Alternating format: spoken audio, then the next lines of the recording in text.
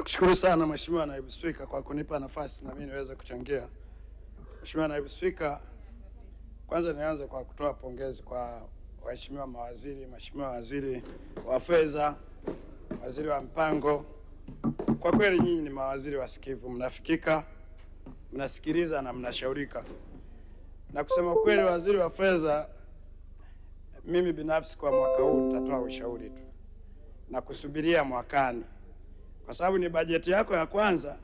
Hatuwezi kukupiga mishare. Tunadhani umetoa bajeti yako, tunadhani utaisimamia vizuri. Mwakani ndio tutaanza kukuambia sehemu ambazo kwa kweli umeenda tofauti.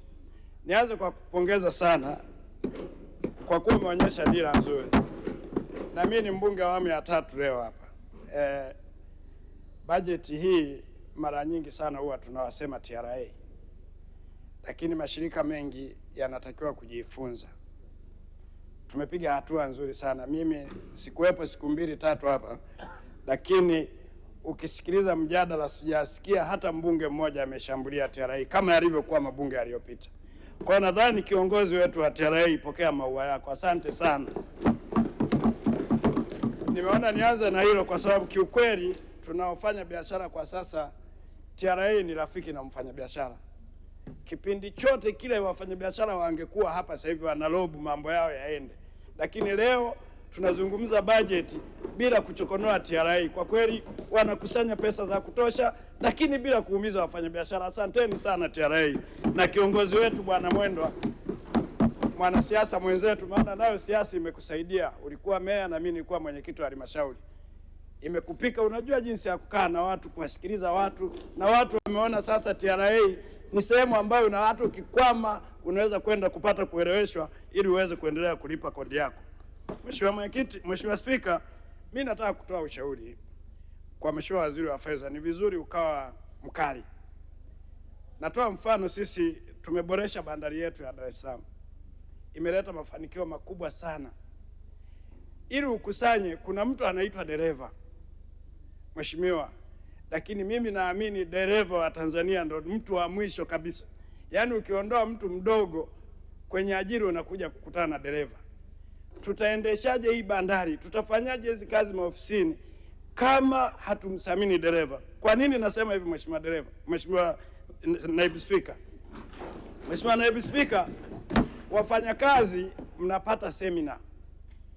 Mnapokuwa mmekaa muda mrefu mnapelekwa kupata semina, mnalipwa na posho, baadaye mnarudi kazini na morali. Sasa Mheshimiwa Naibu Spika, unakuta mtu mmoja ana gari 100, 200, 300 mpaka 500 Mtanzania. Yamewekwa masharti ambayo unajiuliza hawa wenzetu waliofanya hicho kitu walitoka wapi? Mimi wote 500 labda wako kwenye ruti moja. Halafu ikatokea tu siku moja leseni zao zikaisha, ndani ya wiki 1-2 ziishe leseni 100, wanatakiwa kwenda kurenew. Anatakiwa aenda akasome wiki 3, akafanye mtihani.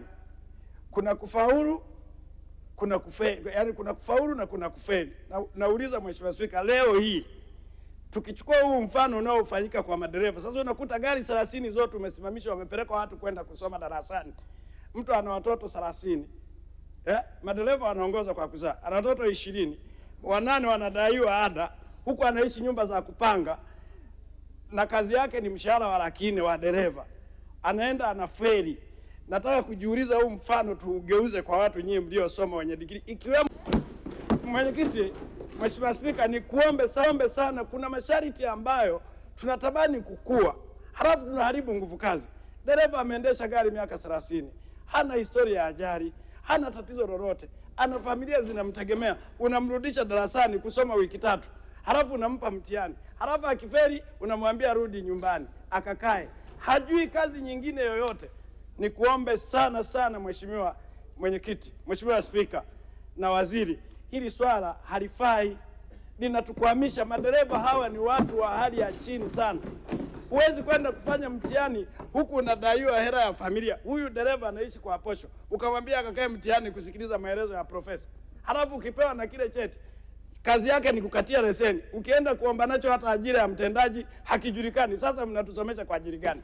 Mimi ni kuombe sana, hatuwezi kuwa na hiyo nguvu kazi kwenda uchumi mnaotaka, lakini Tunapotaka kwenda vizuri, mnaanza kuweka masharti ambayo hayana sababu. Tulianza leseni za vitabu, mkasema sasa hivi ni feki, twende kwenye digital. Tumekuja kwenye digital, sasa hivi tena darasani hakuna mtu anaweza kwenda kusoma, mtu wa darasa la 7. Ndio madereva wengi akasome wiki 3 kwake kuna lala njaa. Mimi siwezi kulipa posho dereva ambaye hayupo kazini.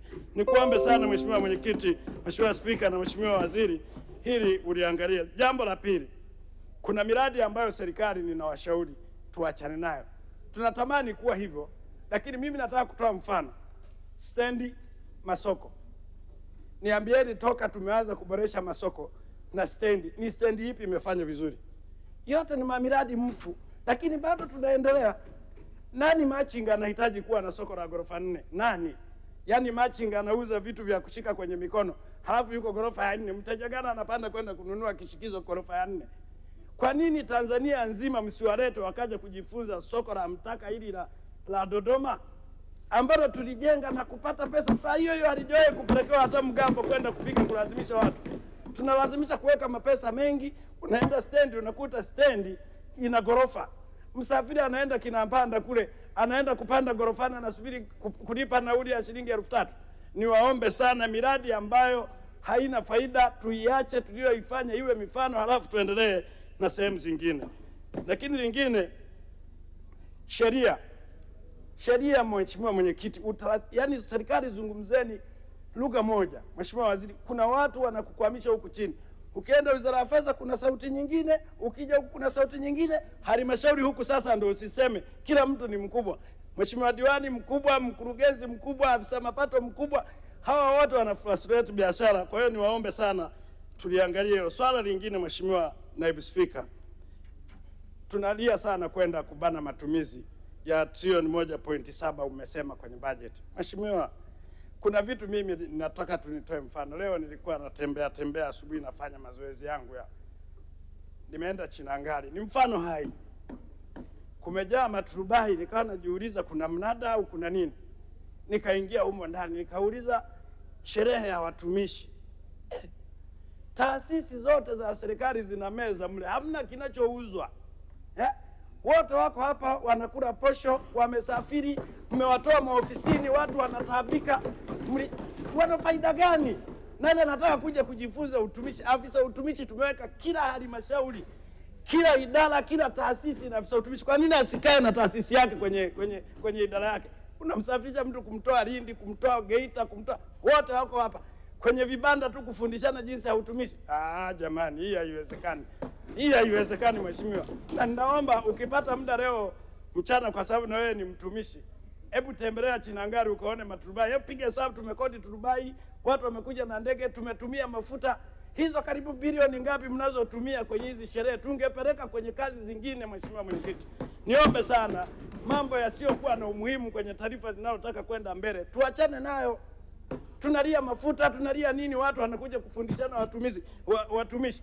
Tuna simu, tuna Zoom meeting, vyote hivi hamvioni. Haiwezekani Mheshimiwa Mwenyekiti, ni lazima tuwe na vitu vya kukubaliana. Swala lingine Mheshimiwa Mwenyekiti, serikali, naendelea kushauri Mheshimiwa Waziri wa Fedha, serikali kuingia kwenye biashara ni kupoteza hela na nguvu kazi za Watanzania. Natoa mfano, sisi tuna mwekezaji mlimleta humu ndani anaitwa Moffat, sijui ana mabasi ya mwendo kasi. Tukaona anaenda Mbagala, ana basi zaidi ya 150 zinazotembea 40 na kanyimwa njia leo karibia miezi 8. Lakini serikali tuliwanunulia gari 100, tukaunda mataasisi, gari 400 zimekufa zote. Sasa hivi tena mmechukua bilioni 100 kwenda kununua mabasi. Sasa tunakuwa tunazungumza, mnarudia yale. Mheshimiwa Naibu Spika, ni vizuri serikali ikafanya kazi za wananchi. Biashara waachieni watu wengine wafanye. Tunanunua magari 100, yale 400 yenyewe yote yamelala pale Ubungo.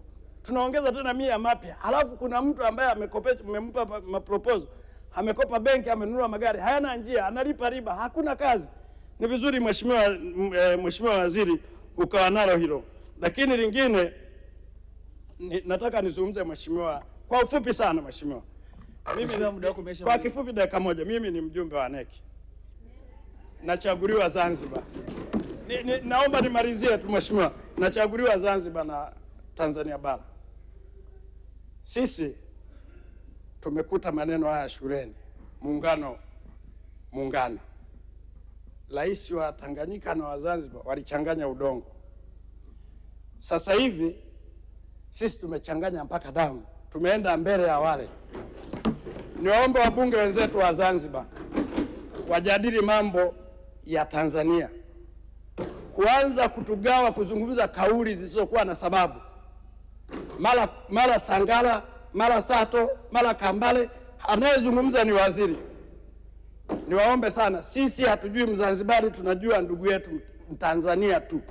Leo hii Mheshimiwa Mwenyekiti, ukija Zanzibar, ukija Geita, 3/4 ya wachimbaji madini ni Wazanzibari. Tunawatibu, tunawalisha Sangala na wanakula Sato. Sisi tunatamani na wao kama tumepeleka Sato zikaboreshwe kule, na wao watuletee korekore tutengeneze huko kwetu, tuwafuge. Lakini kauli za ubaguzi zinazoongozwa na mawaziri, ninamuomba sana Mheshimiwa Rais wa Zanzibar, chukua hatua.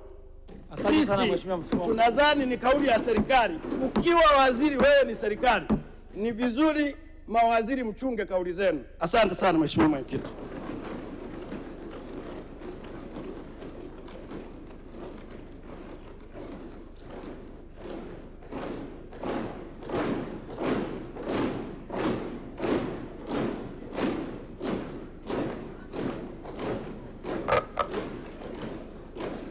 Mtaja Mheshimiwa Isaya Mgurume Moses.